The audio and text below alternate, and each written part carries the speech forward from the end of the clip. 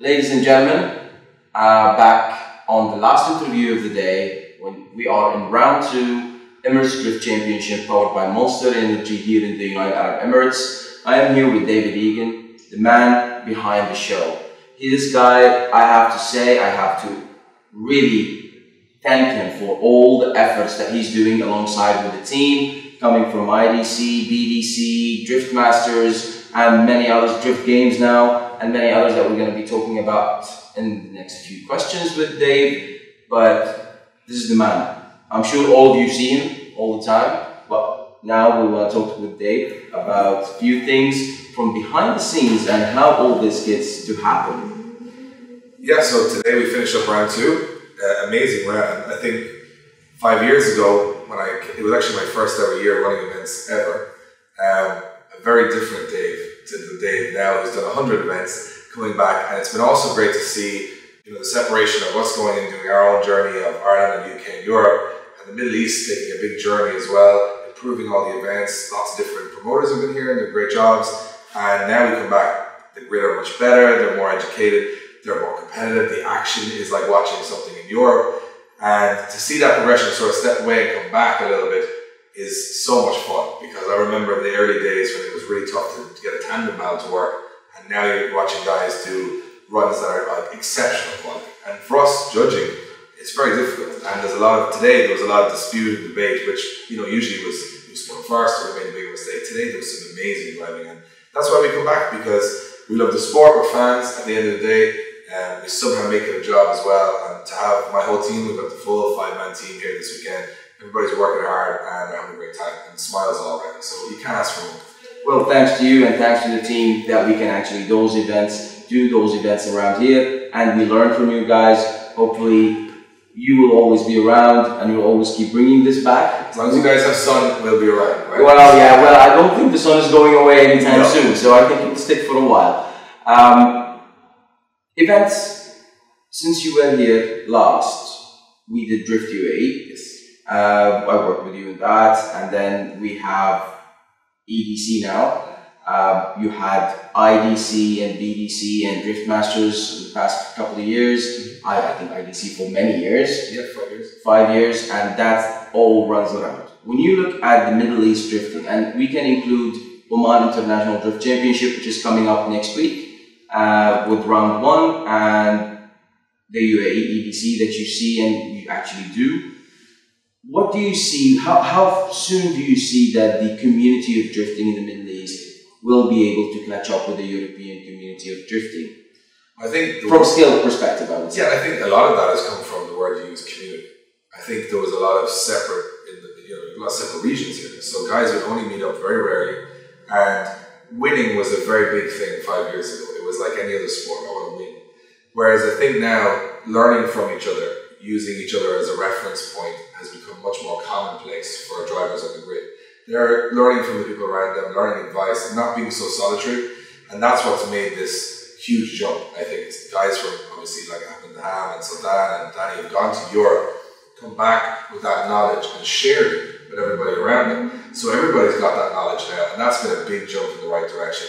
I think, a lot of people would say it's behind everywhere else in the Middle East. I don't think that's a bad thing to say, because there's only been tandem battles for 5 years.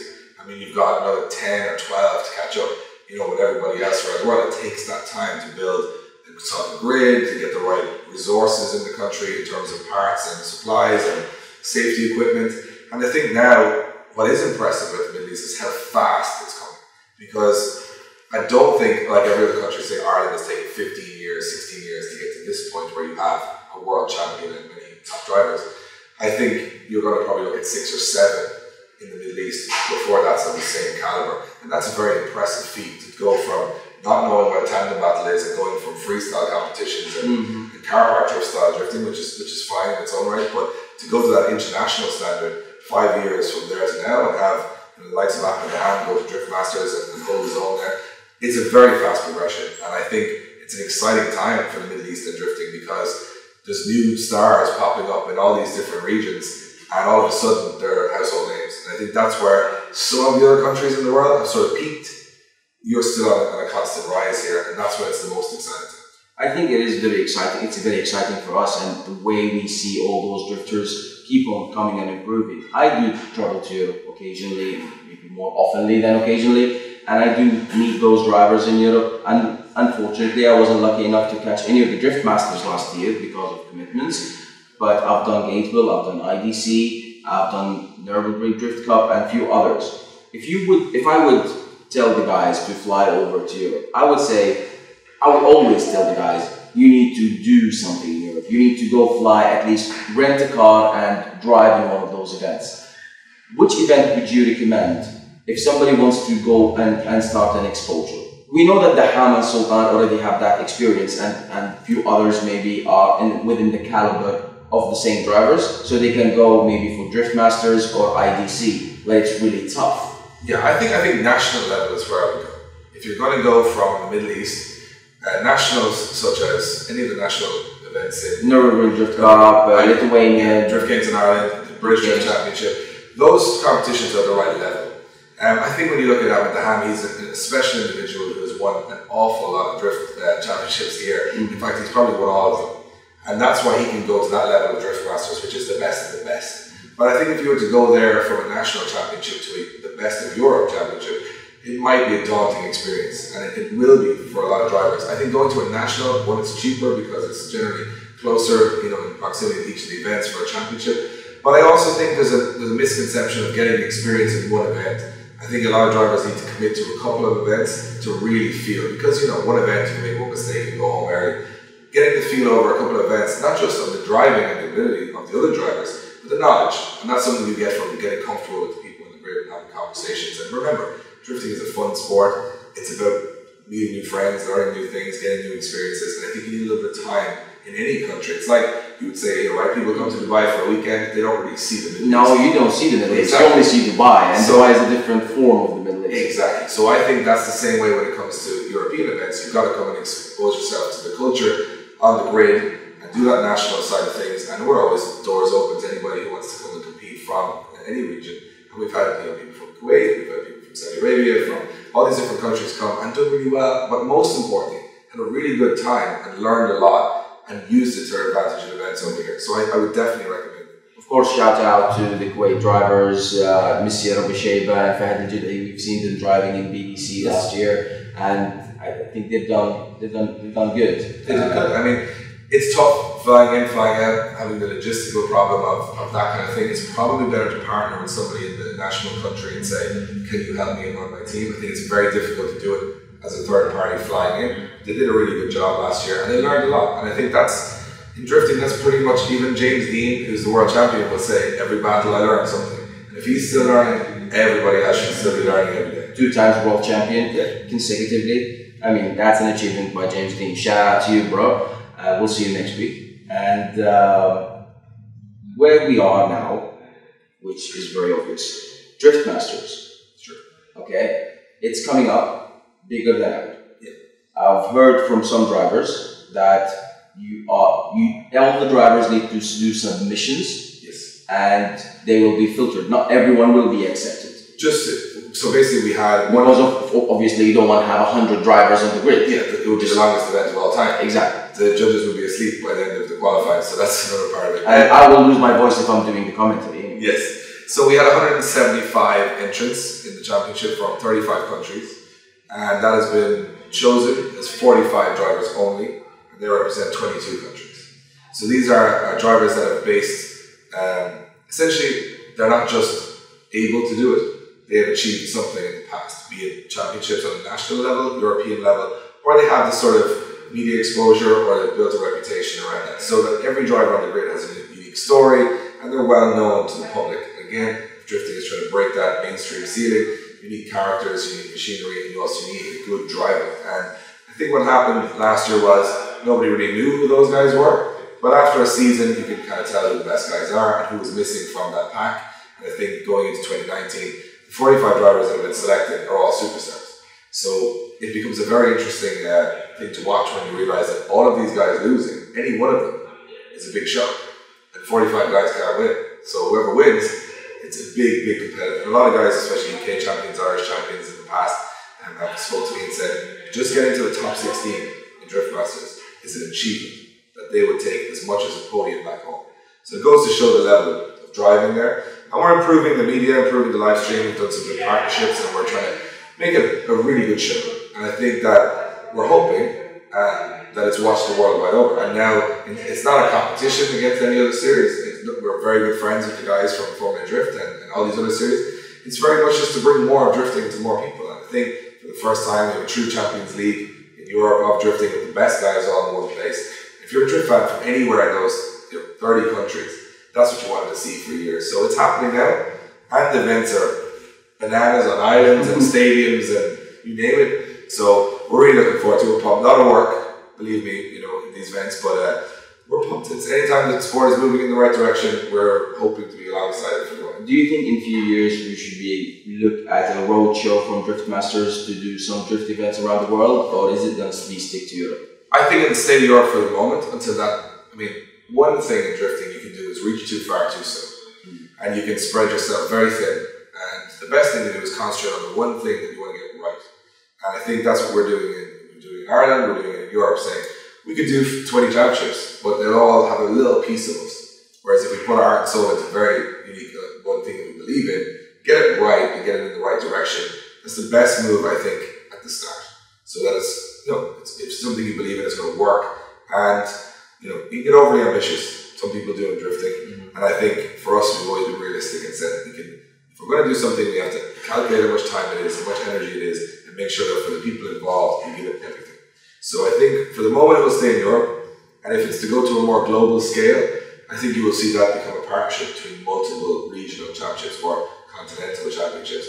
That's FD Japan, FD US, Drift Masters maybe, hook up together and bring drivers from that would be, I think, the long-term goal, and thus the reason there's a very strong partnership between Drift Masters and Formula Drift is that nobody's stepping on anybody's toes, everybody wants to perfect their product and then bring, maybe in the future, something together which could be along the lines of a world championship, but we're probably a little bit away from that. Okay. I have two more questions for you, and I know that you're exhausted. It's been a long day for you. And Irish people don't do well in the sun over a long period. Okay, so the question before last. Drift games. Yes. IDC, BDC. Tell us what's happening there in 2019. Okay, so like I just said, I've been spreading yourself too thin. So 2 years ago I ran IDC and BDC, the Irish and British Drift Championships, and that was fine. But then we took on the European Drift Championship, which was just such a big thing to handle. So something had to give. Now we're in Ireland and we're Irish based, we'll always be Irish, and Irish drifting is where we're from and what we have, what's made us who we are. So we'll always be part of that. So we decided that we would concentrate on Ireland and Europe, and Britain is just difficult for us because of the travel, not living in that country. So I sold the championship to Matt Stevenson, and he's an ex-driver, very clever businessman, very passionate guy, he's going to do a great job. And then we looked at the Irish Drift Championship and we felt IDC, IADC, and then the juniors as well. Exactly. And we looked at it and said, well, Ireland's a very small place, right? And it's only got 5 million people. And everyone's about 2-3 hours away from each other. So we said, why have a car show and track days and schools for learning to drift and different championships, like all of these 7 or 8 brands. And the problem with the Irish Drift Championship name is it's very niche. It has to be one thing. It has to be Irish, it has to be a championship. So we said if we change the name to Drift Games, but the Irish Drift Championship, essentially make a box with everything that we have good in Ireland into it, the biggest shows, the loudest events, the track days, the practice, the parties, put them all into one, call it Drift Games. Then people have one destination to go in Ireland, or if they want to watch what's happening in Ireland, to see everything. And we can create content, we can do whatever we want. And now the YouTube channel Drift Games is launched. Yeah, we launched. You guys have done amazingly so far. I've been watching. We're just picking up a little bit of speed now. We've got some big releases coming in the next couple of weeks that we've been sitting on. That we knew we'd get the sort of soft launch off the ground, and then we start coming with the harder content of really crazy stuff that probably shouldn't be allowed to do where we are in Ireland. But we're really lucky in Ireland. Our home office is at a race course. We can use that. Yeah, we can use the circuit whenever we want. We're just going to create fun stuff, and we just make up ideas. And I think that's what we've been lost in drifting a little bit in Ireland. We're like, it's just supposed to be fun. Let's just do fun stuff, and everyone will have a good time. So it's a new project, which we're really passionate about. And I think the Irish style, although the championships are still there and very professionally run, the style is very much about having fun. The fan having fun, the car guy having fun. Drift Masters is more the serious competition, like a Formula 1 of drifting. So two very different things, not competing with each other, but sort of having the same team and professionalism behind the scenes. So it's something new, and I think, look, you can keep doing the same thing over and over again and you get quite bored. Sometimes we like to just tear it up and say, if we were starting it all again today, would we do it differently? I think you figured out a way how to reinvent the wheel in the sport. That's the point. I mean, we're always reinventing. Because again, if you think of it from a drift perspective, nowhere in the world is drifting a mainstream sport. So nobody's figured it out yet. So if you kept doing the same thing over and over again, you're not figuring anything out, you're playing it safe. So if you keep tearing up the rule book and saying, right, let's go again, maybe one day, it could be me, it could be a guy in Japan, it could be a guy in America, and someone will figure it out. And if we don't keep trying, I think that's a very safe way to play it. And of course, drifting is not about being safe, it's about being extreme. So it was a bit extreme to tear up all of my brands in 2 weeks and start again. But for me, it's very important that we keep changing, keep evolving. That's perfect. And it could be a disaster or it could be amazing, but at least amazing is a possibility. Amazing is a very good possibility, and I can see it coming. It's really brilliant. The last question I have for you. Most of our viewers know what gate bill or grid life is, and gate bill is for the Scandinavian crowd. Grid life is for the US crowd. Do we have something like that coming up in Ireland with Drift Games? We do. We have what's called the Drift Games Bash. Now, as you know, Irish people don't like to drink and party. No, they absolutely not. I'm sure about that. So what we did was exactly the same as the Norwegian and Swedish. Absolutely. So we said we would create a drift event that was at the end of the season and the start of the season. So start of the season, everybody comes together, has a party, drifts for 2 days, 16 hours of track time, 5 layouts in Mondello. From beginner's tracks, we built a Mayhem replica, and we have 150 drivers come and just lay down for 2 days. And then, now, not many people are driving on Sunday morning because they've obviously had a very early night the night before, but it's a lot of fun. It's a social gathering of exchanging ideas and no competition, just fun. And at the end of the season, we had them as well, and they're now getting a little bit infamous in Ireland because it's a bit crazy. Like there's 150 drift cars in the one area, and there's a couple of thousand people, and there's partying, but the DJs are all drivers from drifting. It's just like Mike Fitz, shout out to him. Mike Fitz and the guys. It's just a lot of fun. So we've been building it. Ireland obviously not as big as Norway or any of these places, but we're building it slowly, and we have a lot more UK drivers coming to throw down with him, and it's a lot of fun. And to be honest, it's just a chill out, like a release of steam for everybody who's in competition, and a chance for, if you think about it, the guy who's just bought his drift car this week to go practicing with James Dean or Jack Shannon. So they're just starstruck, and having a few drinks and chatting with them. So that's what it's all about. So it's Drift Bash. Drift Bash. So keep an eye for Drift Bash. It's coming up. Thank you very much, Dave. I still have a list of questions, but I'm not going to take them all today. We've talked enough for one day, I think. Yeah, and we're going to save them for later. Thank you very much for your time. Thank you very much for all what you're doing for us here in EDC, in the UAE, and what you're doing for the drifting community back in Europe and everywhere around the world. Well, not just me and my team and everybody involved in the scene. There's a lot more. I'm just usually the guy saying it, but there's a lot more guys working behind the scenes, and they are the real heroes of it. And yeah, we're gonna have a fun year. I'm sure you guys and everyone around the world is going to be watching a lot of drift content this year, and it's a good thing. Thank you very much, Dave. So, ladies and gentlemen, that was David Egan, the man himself. Keep watching Drift Zone for more interviews like this and much more. Thank you.